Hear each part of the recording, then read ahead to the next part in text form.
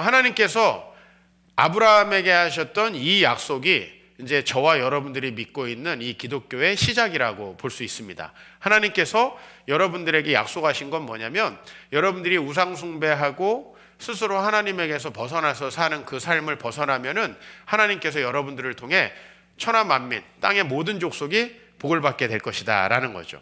우리가 처한 현실은 내 삶 하나 살기도 버겁죠.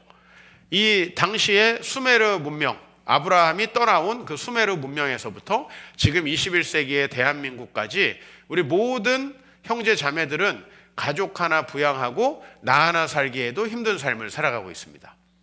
이 현실이에요. 근데 하나님께서는 어떤 약속을 하셨냐면은 땅의 모든 족속이 너로 말미암아 복을 받게 될 것이라고 하셨어요. 이게 이제 여러분들의 삶이, 여러분들에게 하나님께서 주신 재능, 하나님께서 주신 그 인생, 시간, 또 모든 자원들을 모아서 우리가 도달할 수 있는 최고의 지점이죠.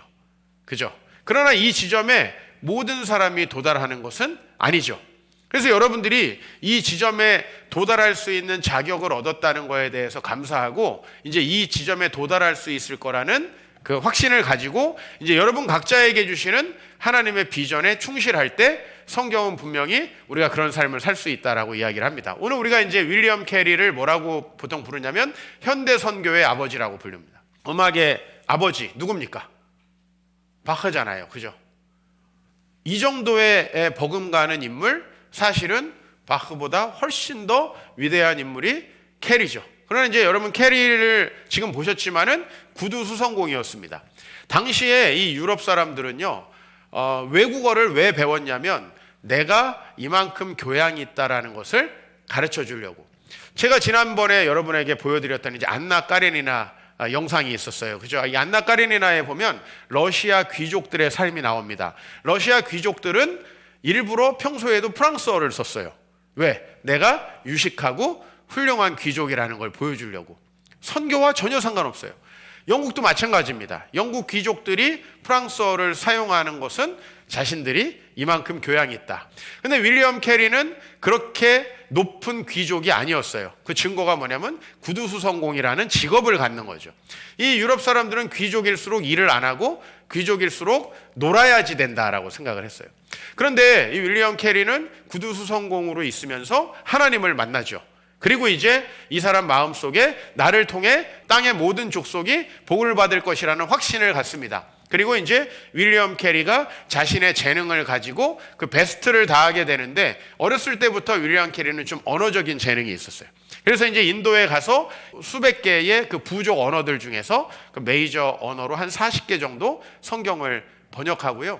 그 와중에도 참 어려운 일이 많았어요. 가족을 잃기도 하고, 또 아까 얘기했듯이 문법 사전. 왜냐면 언어가 없는 지역에 가서, 여러분 지금도 언어가 없는 지역들이 있는 거 아세요? 문자가 없는 지역이 지금도 있어요. 신대원에서 같은 방을 썼던 지금 선교사님은 북아프리카의 아얄어라는 언어를 만들어가지고 그걸로 성경 번역을 하고 있어요. 그냥 그거 하는 게 그의 평생의 사업이에요. 그런 사명들을 감당하는데 윌리엄 캐리는 그런 이제 도구들이 전혀 없을 때 그 모든 걸 시도했던 사람이고, 이제 윌리엄 캐리 때문에 중국의 허드슨 테일러, 또 우리나라의 언더우드, 이런 이제 분들이 사실은 와서 선교를 하게 된 거죠. 그런 이제 물꼬를 텄기 때문에 이분을 현대 선교의 아버지다. 여러분들 그냥 집에서 아버지다 이런 얘기 듣기도 어렵잖아요.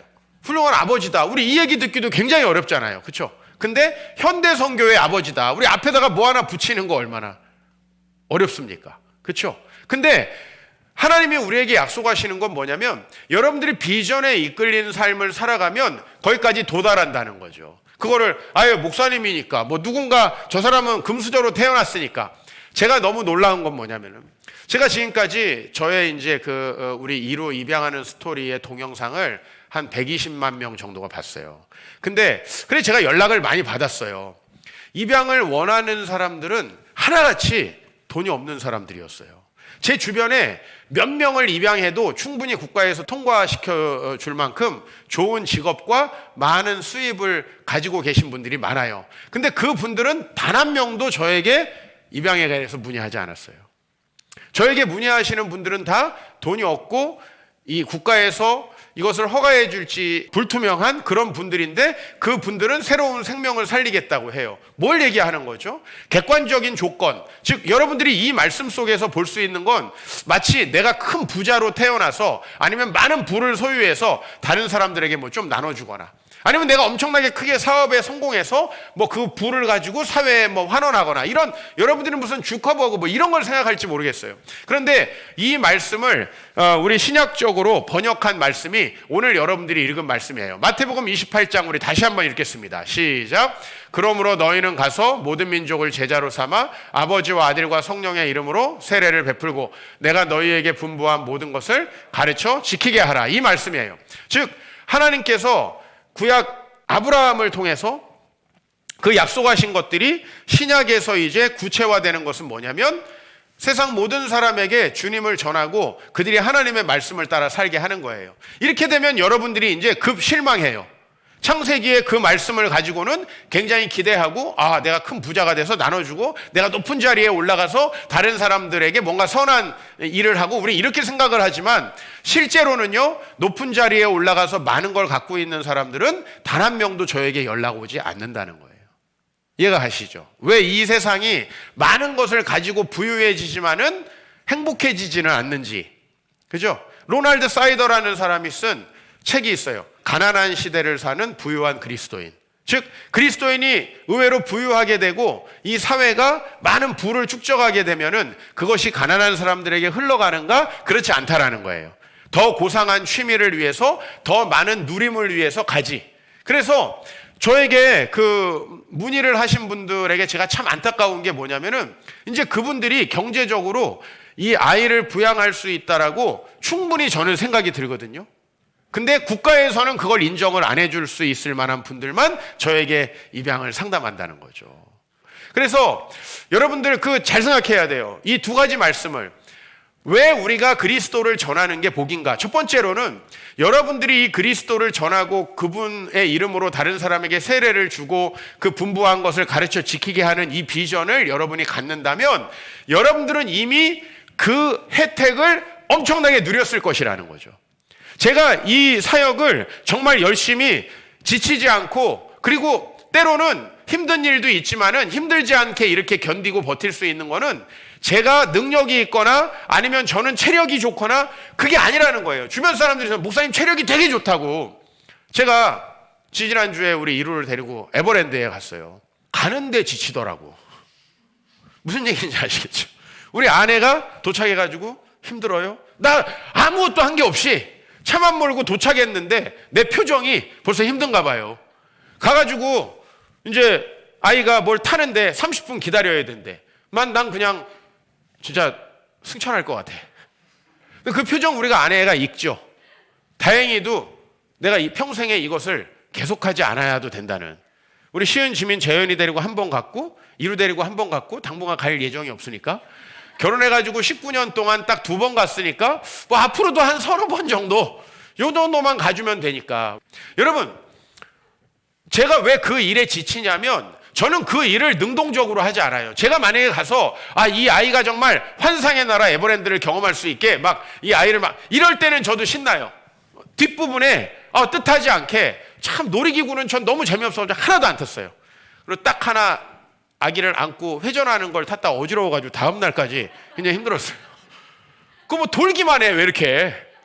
근데 제일 마지막에 이렇게 달빛 축제라 그래가지고 불빛이 막 화려하게 조명을 한 사람들이 퍼레이드를 하더라고요. 근데 우리 아이가 뜻밖의 그걸 너무 좋아해가지고 목마를 타고 그 사람들 계속 쫓아갔어요.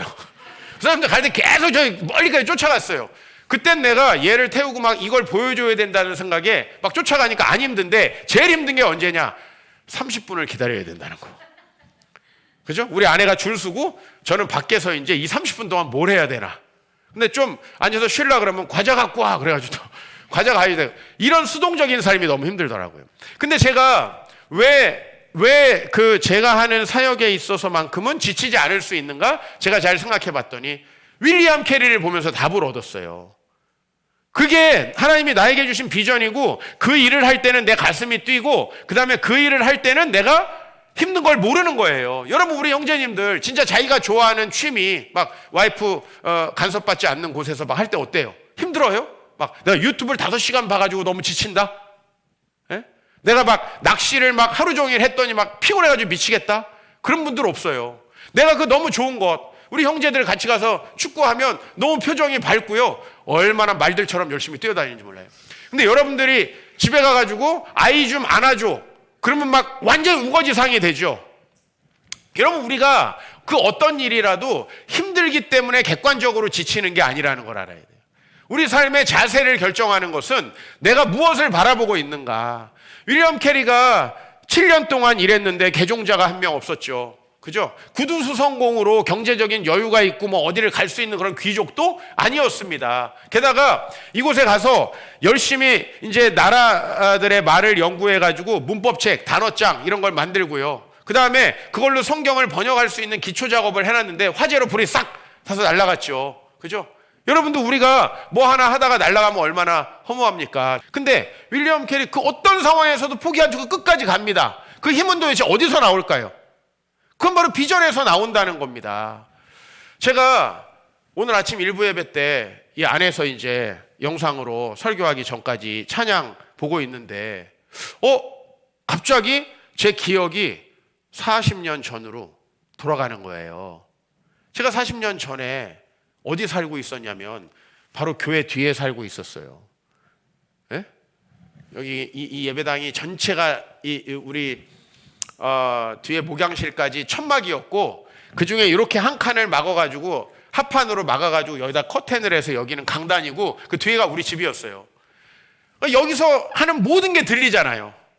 그래서 제가 갑자기 나 이런 곳에서 살았었는데 여기가 우리 집이었는데 전체 목양실이지만 저희가 우리 집이었는데 하는 생각이 들면서 내가 왜 그렇게 정말 아주 어렵고 힘든 상황 속에 살았는데도 불구하고 내가 힘들지 않았을까를 생각해 봤어요. 저 어렸을 때 전혀 힘든 기억이 없거든요. 근데 왜 그런가? 어떤 분들은 뭐 동생들을 시켜서 그런 거 아니냐 그러는데 그것도 일부 뭐 있습니다. 그러나 제가 왜 힘들지 않았을까? 근데 저는 그때 항상 저의 3, 40년 후를 보고 있었어요. 그때를 보고 있었기 때문에 지금 내가 어떤 상황에 있는지가 느껴지지 않는 거예요. 느껴지지 않는 거예요. 우리가 어떤 일에 집중하고 몰두하면 자기가 지금 얼마나 춥고 덥고 이런 게 잘 안 느껴지잖아요. 그렇죠? 안 느껴지잖아요. 그런 상황에 살고 있었던 거예요. 이 비전이 하나님께서 여러분에게 주신 비전이 여러분의 마음에 진짜 꽂혀서 그게 여러분의 삶을 인도하면요, 여러분 힘들지 않다는 겁니다. 그래서 이사야가 말한 새 일이 여러분에게 일어난다는 거죠. 보라, 내가 새 일을 행하리니 이제 나타낼 것이라. 근데 오늘 여러분 이제 서로를 향해서 축복했잖아요. 그렇죠? 그리고 우리 30년 후쯤 보자고요. 어떤 사람에게는 그 일이 이루어졌을 것이고 어떤 사람에게는 아닐 거예요. 왜? 저는 여러분들 모두가 그렇게 되기를 바라지만 현실을 얘기하는 거예요. 실제로 모든 사람이 그렇게 되진 않아요. 그게 우리 아버지 교회에서 몇십 년을 지켜본 결과이기도 하고 또 저도 이제 목사 안수를 내년이면 이제 받은 지 20년이 되는데 목사 안수 받기 전부터 사역했던 저의 20몇 년간의 삶을 봐도 그래요. 똑같이 교회를 다니지만 똑같은 삶의 결과가 그들에게 오지는 않습니다.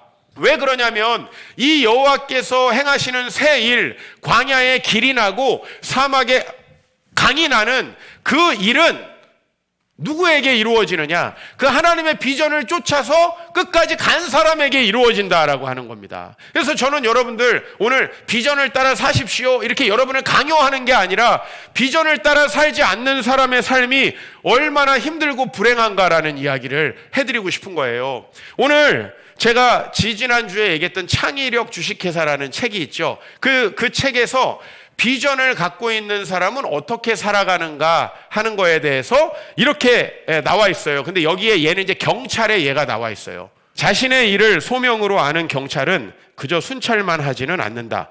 그가 자진해서 자신의 관할구역과 그곳에서 생활하고 일하는 사람들에 대해서 배우는 것은 단순히 직업적인 호기심이 아니다. 그는 인간관계를 발전시키고 그곳의 정신과 역사에 적극 참여한다. 생활이 직업이 되고 직업이 생활이 된다. 때로 고통스러운 사건이 일어나긴 하지만 그는 주민들과 기쁨과 모험과 즐거움을 함께 나눌 줄 안다. 그는 길모퉁이에서 아이들에게 랩을 배우고 어떤 아이들이 탈선을 하고 그 가족들은 어떻게 생활하기 때문에 이 아이가 그렇게 탈선을 하게 되는지를 깨닫고 알게 되고 금요일에 술집 밖에서 벌어지는 그 삶에 대해서 알게 되고 그 삶에서 차지하는 자리를 알고 주말을 평화롭게 지키는 방식으로 일과 삶을 연결한다. 간단히 설명하면 주말에 그 일을 더 잘하기 위해서 내 자신을 준비시킨다는 거죠. 그게 예배이겠죠. 그는 범죄의 위험에도 불구하고 자신의 일을 사랑한다. 여러분 이거를 여러분의 일에 좀 적용해 보시면 좋겠어요. 저는 이걸 이번 주에 굉장히 많이 읽으면서 그저 정말 소명으로 일을 하는 목사는 예배만 드리지는 않는다. 억지로 설교 준비만 하지는 않는다. 좀 이렇게 저는 받아들였어요. 성도들 한 사람 한 사람의 삶에 관심을 가지고 이 세상의 문제는 무엇인지에 대해 관심을 가지고 제가 킹덤 처치라는 책에서 이 도시에서 목회하려면 그 도시 사람들의 문화 그리고 그들의 생활의 특성, 그 다음에 그 사람들이 처한 그 세대의 특징들, 예를 들면 제가 이 세대를 세 수로 나눴습니다. IMF 이전 세대, 2008년 금융위기 이전 세대, 그 이후 세대 이렇게 세 수로 나눴습니다. 이 시대 사람들이 도대체 그 일들을 겪고 나서 그 이후에 노동 환경이 변화되죠. 또 여러 가지 삶에 불안정해지는 문제들이 생기죠. 그걸 어떻게 대처하고 있는지 그런 것들을 연구해야 된다고 제가 책에 썼어요. 그거를 연구하는 게 모든 목사들에게 주어지는 업무는 아니에요. 사실 목사가 여기 와가지고 예배 시간에 서 있으면 돼요. 그러나 비전에 이끌리는 목사는 그렇게 하지 않는다. 저는 이것들을 너무나 실감하고 있어요. 그런데 그러면은 여러분들은 아마 비전을 따라 살아가는 사람은 힘들겠구나. 순찰만 하면 되는 게 아니라 이렇게 많은 일을 하는데 실상은 정반대라는 사실을 제가 인생을 살면서 정말 많이 경험합니다. 비전에 이끌리는 사람 세 가지 특징이 있어요. 첫 번째는 스스로 일한다는 거예요. 스스로. 주보에도 나와 있어요. 스스로 일한다. 스스로 일한다는 게 뭐냐면 누가 시켜서 일하지 않는다는 거예요. 여러분 이걸 교회로 한번 빗대볼게요. 교회 직원이 있는데 그 사람은 담임 목사가 시키는 일만 한다라고 했을 때 그 사람은 담임 목사를 절대 사랑할 수 없을 거예요. 왜? 담임 목사는 어떤 사람이에요? 자기의 삶을 어렵게 만드는 사람이에요. 그러나 스스로 일을 하는 사람에게는 담임 목사가 격려하는 사람이 되고 칭찬하는 사람이 될 거예요. 우리가 수동적이고 나는 사장도 아닌데 내가 뭘 열심히 일합니까? 어떤 분들이 이렇게 얘기해요. 내가 이 열정 페이 받고 뭘 열심히 일합니까? 여러분 그렇게 따지면요 대한민국 목사님들 일주일에 한 이틀만 나오면 돼요. 그들의 사례비를 봤을 때 이틀에 여러분들로 비교하면 이틀 정도 나와가지고 좀 일하는 둥 마는 둥 하고 퇴근 시간 되면 퇴근하면 돼요. 그런 사람들 존경할 수 있습니까? 근데 여러분 너무 놀라운 건 이렇게 열심히 자기 사역에 최선을 다하고 비전에 이끌리는 사람이 이상하게 안 피곤해 보인다는 거죠. 이상하게 되게 창의적이 된다는 거죠. 비전을 가진 사람의 특징은 스스로 일한다, 힘들지 않게 일한다, 창의적으로 일한다. 제가 여러 책들을 참고해서 저도 이거에 굉장히 동의하기 때문에 우리는 되게 수동적이라고 생각하죠. 제가 에버랜드에 갔을 때 그 기다리는 시간에 제가 너무 고통스럽고 온몸이 쑤신다. 왜 그렇죠? 제가 수동적이 되기 때문이에요. 그 시간에도 어떻게 적극적으로 이 아이를 행복하게 해줄까? 제가 그런 자세로 임하면 딱 집에 가고 싶은 표정을 하고 있지는 않을 거예요. 그런데 여러분 만약에 잠깐 에버랜드 가고 저는 지금 19년 동안 2번 갔으니까 근데 여러분 매일매일의 삶을 내가 매일 일하고 있는 가정에서 가정주부가 나의 가정에서 일하는 것이 이렇게 괴롭고 힘들다면은 그 사람은 병에 걸릴 확률도 훨씬 높고 인생이 너무나 고달프고 힘들 가능성이 많죠. 오늘 예배에 오는데 여러분들이 예배를 통해서 하나님이 역사하시고 일하실 것을 기대하는 게 아니라 오늘도 가야 되니까 갔다 오자. 설교가 좀 짧았으면 좋겠다. 이 목사 죽이고 싶겠죠. 우리가 수동적으로 예배한다는 게 얼마나 괴로운지 알죠. 여기 억지로 오는 거. 그렇죠? 그래서 억지로 올 바엔 안 와요. 그럼 이제 영원히 힘들어지는 거예요. 억지로 올까 봐 안 와. 원하는 대로. 저는 이렇게 말씀드리고 싶어요. 여러분이 수동적인 게 아니라 비전이 없는 거라고. 여러분들이 피곤한 게 아니라 비전이 없는 거라고. 똑같은 일도 전혀 피곤하지 않죠. 여러분이 유튜브 보면서 피곤하다는 얘기를 나는 단 한 번도 들어본 적이 없어요. 우리 아이들이 게임하느라 피곤하다 이런 얘기를 단 한 번도 들어본 적이 없어요. 혹시 아빠 게임하다 피곤해 그럼 빨리 끄고 자 임마 이럴까 봐 애들은 절대 피곤하다고 얘기하지 않습니다. 우리가 원하는 일, 근데 하나님은요, 내가 일상을 살아가는데 이 일상 자체를 원하고 기뻐하면서 살아가도록 저를 만들어 주셨어요. 50년 동안. 그렇기 때문에 저는 그 하나님이 너무 감사한 거예요. 윌리엄 캐리 같이 되고 싶지만 내 주제가 그 정도는 되지 못해요. 그러나 적어도 내가 그런 여러 어려운 환경들을 극복하고 넘어올 수 있었던 것은 내가 체력이 좋거나 이런 게 절대 아니라는 거예요. 주변 사람들이 다 목사님 체력이 좋고 뭔가 이렇게 짧은 시간에 막 엄청난 일을 한다고 그렇지 않고요. 제가 창의적이 되는 방법을 알려드릴게요. 제가 이 교회를 개척하고 나서요. 정말 아무것도 없는 데다 이제 뭔가 집을 짓는 거잖아요. 이 개척이라는 게. 한 번도 내가 해본 적이 없고 우리 아버지가 하는 걸 옆에서 본 거하고 이거 다르잖아요. 너무 어떻게 해야 될지 모르는 거예요. 그러면 사람은 두 가지 중에 하나가 있어요. 그냥 옆에서 하는 대로 대충 하거나 안 하거나 이렇게 하는 거예요. 답습하거나. 근데요, 이거를 하나님께서 맡겼으니까 잘해야 돼. 분명히 잘할 수 있을 거야. 라고 생각하고 방법을 찾다 보니까 하나님께서 여러 가지 창의적인 방법을 주시는 거예요. 제가 예전에 여러분들처럼 교회의 한 직원으로 있을 때는요, 참 직장 생활과 비슷해요. 상사의 요구가 있어요. 근데 그 요구가 정말 내가 잘하기는 어려운 요구일 때도 있고, 그 다음에 그 교회에서 그 행사가 수십 번 진행됐기 때문에 성도들에게 어떤 기대도 없는 그런 행사를 맡은 적도 있어요. 그러면 이제 어떻게 하는 게 제일 쉬워요? 전에 했던 대로. 그러면 죽도 밥도 안 되는 거예요.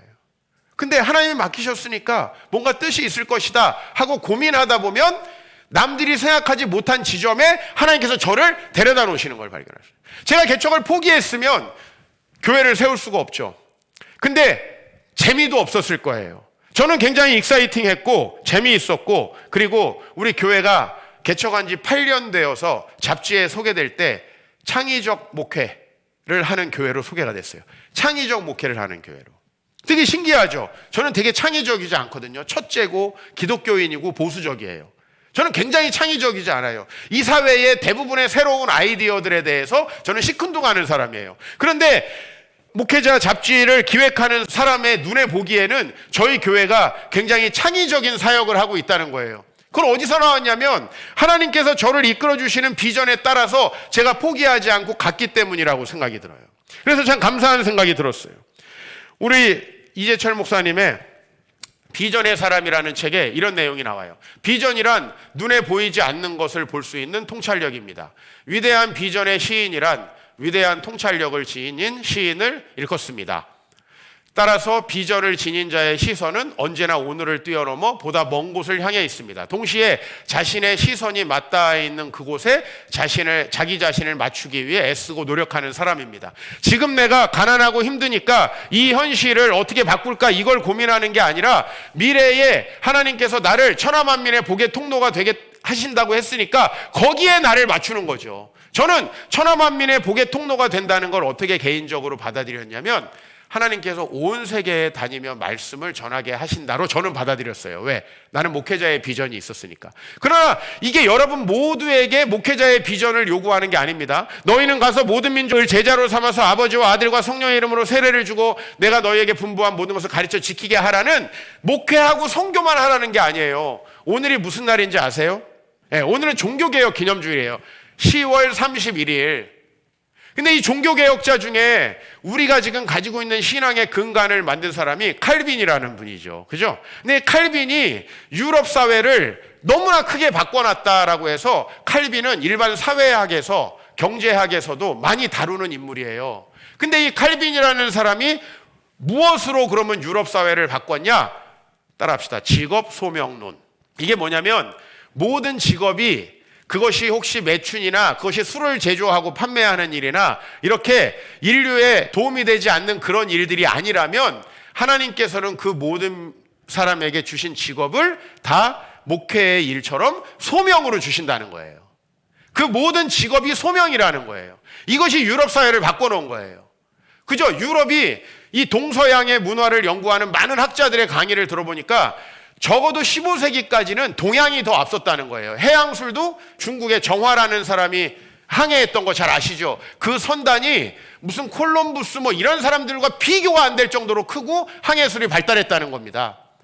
15세기까지는 동양이 서양보다 모든 면에서 발달했고 우리 직지심경이 구텐베르그보다 앞섰던 것도 여러분 아시죠? 근데 왜 15세기 이후에 종교개혁 이후에 동양과 서양이 이렇게 많은 차이가 나게 되었느냐? 그것은 과학자들이요 이것을 천지구로 여기고 하는 거예요.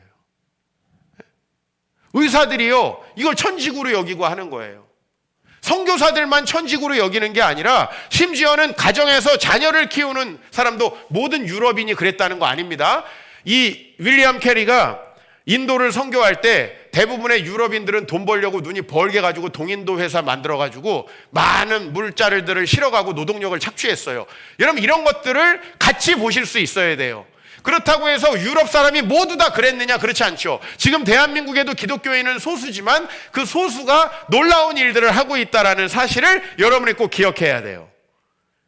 근데 어떤 사람은 그런 일을 하느냐? 그래서 흔히 장래성이 있는 사람을 가리켜 비전이 있다고 말합니다. 그는 미래에 대한 통찰력으로 지금부터 미래의 자신을 스스로 일구어 가기에 그에게는 장래성이 있을 수밖에 없습니다.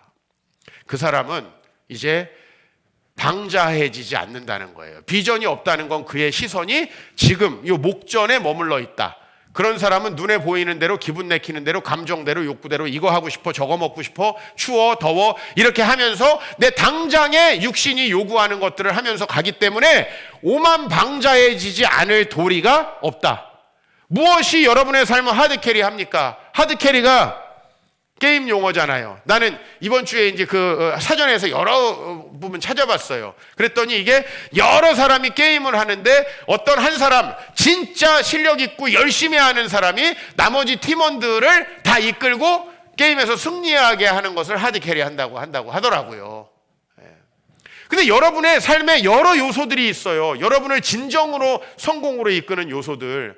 그 진정으로 성공을 이끄는 요소는 바로 하나님이 주신 비전. 구약으로 말하면 천하만민이 복의 통로가 될 것이다, 여러분들이. 신약으로 말하면 모든 민족을 제자로 삼아 아버지와 아들과 성령의 이름으로 세례를 준다.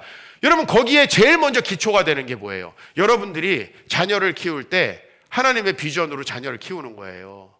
근데 맨날 집에서 싸우고 집에서 맨날 여러분들이 책임을 다하지 않아가지고 그 가정 분위기를 험악하게 만듭니까? 내가 이 부모가 소명인데 에? 그걸 소홀히 여기고 아유 나는 사회생활 해야 되는데 왜 아기를 봐야 되나?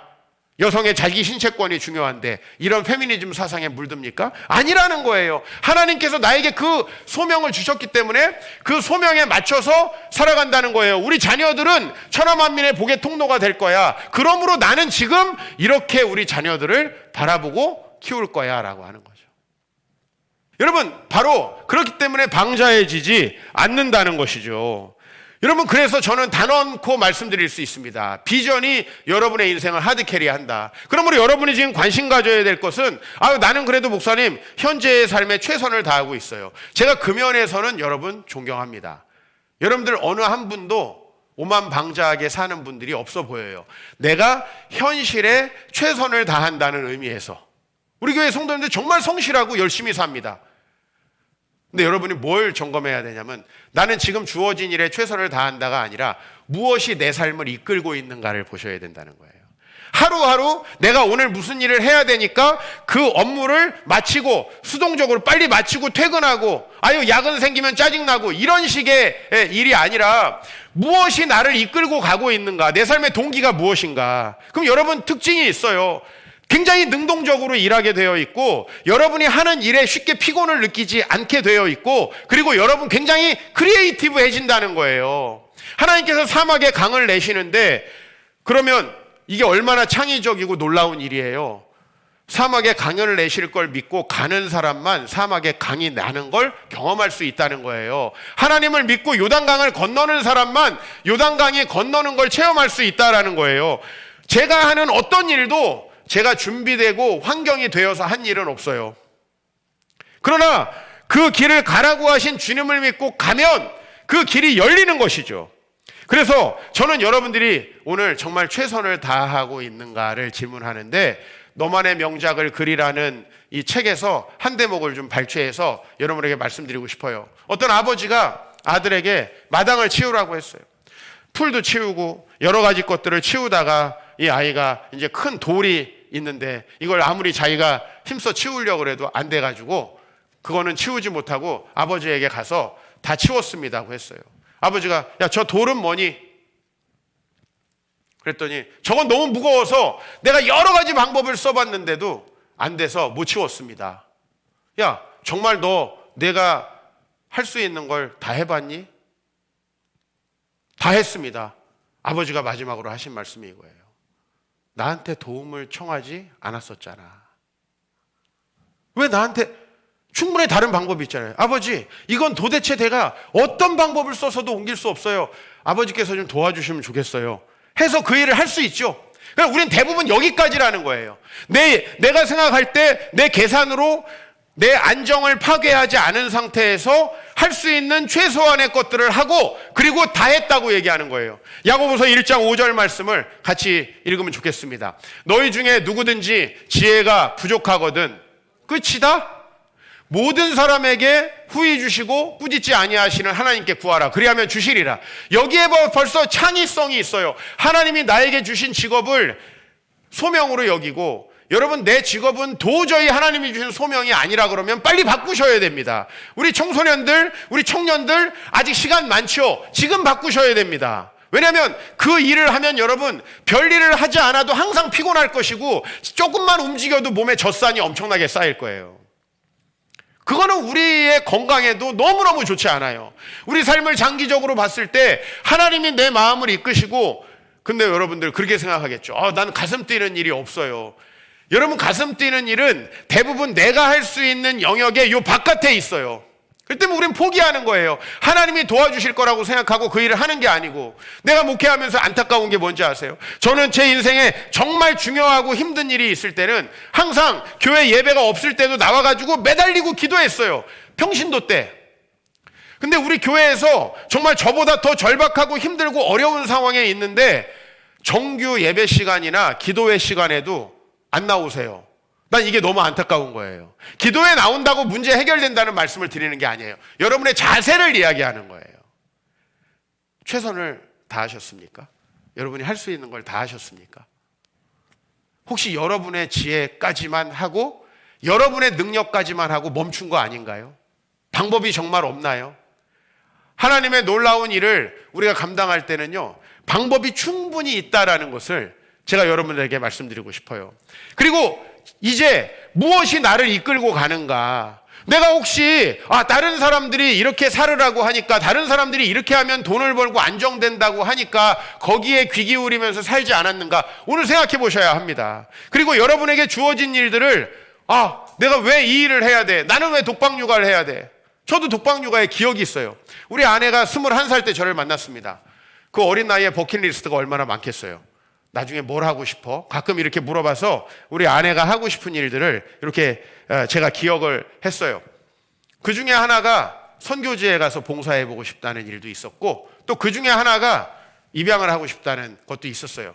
여러 가지 것들을 하나하나 이루어주고 있어요. 그런데 우리 아내가 이제 결혼을 24살 때 했어요. 그리고 저는 제 아내가 그냥 제가 목회하니까 전통적인 개념의 그런 사모가 되는 것은 제가 우리 아내에게 선물하지 말아야 될 것이라고 생각을 했어요. 그래서 아내에게 공부를 이제 할 것을 권했는데 아내가 공부를 하다 보니까 때때로 이제 아내가 시간이 없고 나가야 되는 날 제가 이제 육아를 할 수밖에 없더라고요.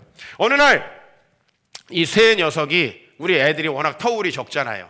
전부 다 학교를 다니지 않고 재현이 유모차 타고 나머지 두 녀석 아장아장 걸어 다닐 때 세 명을 데리고 월요일 날 낮에 보라매 공원을 갔어요. 난 그날의 그 따가운 시선을 잊을 수가 없어요. 주변 사람들이 저 사람은 뭐 하는 사람인가 라고 저에게 눈으로 말을 하고 있는 거예요. 근데 저는 그날 굉장히 즐거웠어요. 왜냐면 이것도 내가 어떻게 감당하느냐예요. 괜히 우리 아내 공부시켜가지고 공부한답시고 내가 이게 무슨 개망신인가 그게 아니라 내가 바쁘고 힘든데 이 시간만큼이라도 우리 아이들하고 가까워지고 우리 아이들에게 무엇인가를 할 수 있으니까 참 좋다. 대신에 또 우리 아내는 공부하면서 자기 미래의 소명을 만들어가니까 참 좋다. 우리 이런 마음으로 하면요, 난 그 시간이 전혀 힘들지 않았다는 거예요. 우리가 힘들고 어렵고 막 교회 생활도 힘든 건요, 100% 우리 자세에 달려 있어요. 100% 우리 자세에 달려 있어요. 여러분들이 무엇에 이끌리는가? 여러분 안에 내가 있고, 내가 편해야 돼, 내가 인정받아야 돼, 내가 안전해야 돼, 난 어려운 일 하기 싫어, 이렇게 하면 일평생 여러분이 하는 모든 일이 너무 힘들고 무가치할 거예요. 그러나 하나님이 여러분에게 주신 비전을 따라 그 직업을 한다면요, 그리고 저는 가끔 가다가 제 마음이 뛰지 않을 때, 제 심장이 고장났을 때 저는 긴장을 합니다. 목회를 하면 항상 막 마음이 뛰고, 막 말씀을 전할 때마다 막 그 아드레날린이 분비되고 그러는지 아세요? 안 그래요. 저도 가기 싫을 때가 있고, 하기 싫을 때가 있고, 만나기 싫은 사람이 있어요. 그러면 심각하게 고장난 거죠. 저는 만나기 싫은 사람이 있을 때 그 사람을 안 만나지 않고 그 사람을 만나기 전에 제 마음을 점검합니다. 기도합니다. 그러면 제 마음이, 그 사람 만나면 뭔가 좋은 일이 생길 것 같다. 뭔가 그 사람을 만났을 때 하나님께서 역사하시면 내가 기대하지 않았던 일이 생길 수도 있을 것 같다. 그런 기대가 돼요. 그 마음으로 만나면 그 사람 만나서 3시간, 4시간, 5시간을 만나도 하나도 힘들지 않아요. 제가 여러분들을 만나서 힘들어 보이던가요? 전 여러분들과 항상 즐겁고 기쁘게 만나야 돼요. 안 그러면 이 목회만큼 괴로운 게 없어요. 그죠? 이거 노상 사람을 만나야 되는데 내가 사람을 만나는 게 항상 좋진 않거든요. 어떻게 해야 돼요? 하나님, 지혜를 구하는 겁니다. 그리고 이 만남을 통해서 하나님께서 하실 일들을 기대하는 마음이 될 때까지 제 마음을 준비하는 것이죠. 그러면 이게 하나도 힘들지 않다는 거예요. 비전이 여러분들을 이끌어가고 미래에 있을 일들이 여러분을 이끌어가기를 소망합니다. 그래서 여러분들의 삶이요, 가정주부의 삶, 그게 좋지 않습니까? 엄청나게 위대한 일을 해서 다 우리 각자의 삶은 하나님이 부르신 보케이션입니다. 여러분들이 그것을 어떤 마음으로 하느냐에 따라서 여러분이 그 일을 감당하는 그곳은 천국이 될 수도 있고 지옥이 될 수도 있습니다. 왜 내가 직장이 지옥 같은가? 그것은 상사 때문이 아니에요. 왜? 그런 상사는 교회에도 충분히 있어요. 제가 이 일을 하는 데 있어서 가슴이 떨리지 않으면 저는 이제 그만해야 될 거예요. 오늘 하나님께서 이 교회로 부르셨는데, 오늘 하나님께서 이 목사님들을 만나게 하셨는데, 이분들에게 내가 어떻게 이 천하만민의 복의 통로가 되는 일 가운데 내가 할 수 있는 작은 부분을 할까? 그리고 여러분들이 오늘 갑자기 비전을 받아가지고 목회자가 선교사가 되라는 얘기 절대 아닙니다. 여러분의 직업에 대한 마음이 바뀌길 소망하고요. 그 다음에 여러분, 그 직업을 통해서, 그리고 여러분이 하는 그 일들을 통해서 건강한 영향력들이 생기고, 가정과 직장에서 건강한 영향력이 생겨서 우리 교회가 가는 비전, 이 공동체의 비전에 여러분이 일부가 되는 것입니다. 다 공동체를 이루어서 공동체의 비전의 리더가 되는 건 아니거든요. 그 공동체의 비전을 가지고 있는 사람의 충실하게 여러분들이 달란트가 쓰임받을 수 있어요. 그래서 로마서 16장에 보면 사도 바울이 자기의 비전에 헌신한 많은 사람들을 축복하고 일일이 열거하고 있잖아요. 그 중에는 이름 모를 수많은 여인들도 있다라는 사실 꼭 기억하십시오. 하나님의 비전이 여러분의 삶을 이끌어가기를 주의 이름으로 축원합니다.